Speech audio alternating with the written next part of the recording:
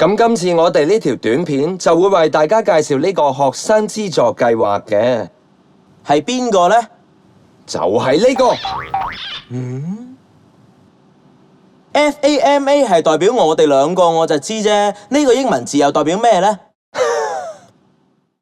佢咪就係代表資助專上課程學生資助計劃，簡稱 TSFS。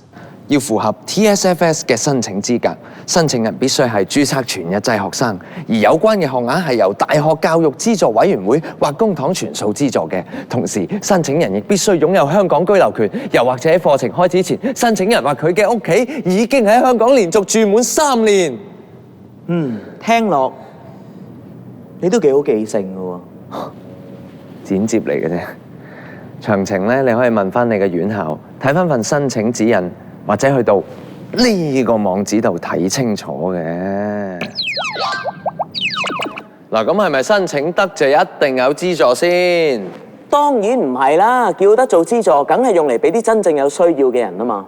哎呀，但係我又點知邊啲申請人係真正有需要嘅呢？嗱，好似呢班學生咁啦，你覺得邊個需要資助啊？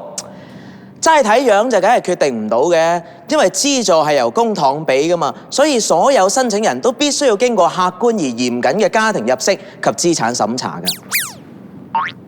嗱，每位申請人可以獲得嘅資助金額咧，分為助學金同貸款兩部分。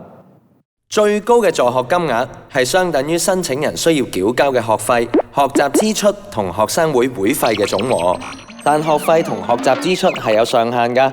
上限都會每年調整嘅，而貸款係用嚟支付生活支出嘅，都有上限㗎。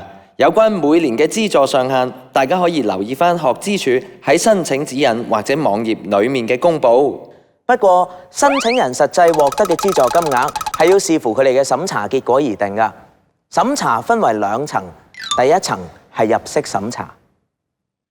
透過既定嘅入息審查機制同計算調整後家庭收入公式，計算申請人所屬嘅調整後家庭收入組別，評定佢哋可以得到幾多助學金同貸款，佔最高資助額嘅百分比。之後就會進入第2層嘅審查，即係資產審查。經入息審查公式計算嘅資助額，會再按申請人家庭成員平均擁有嘅資產淨值予以調整。一般而言，應得助學金額就等於最高助學金額乘以按調整後家庭收入機制計算之助學金百分比，再乘以資產值按比例計算法之折算因子。而應得貸款金額就等於最高貸款額乘以按調整後家庭收入機制所計算之貸款額百分比，再乘以資產值按比例計算法之折算因子。大家只需要瀏覽職學處嘅網頁，使用網站入面嘅試算程式，就可以大概估計一下可以得到嘅資助金額。但有關計算結果只可以用作參考之用。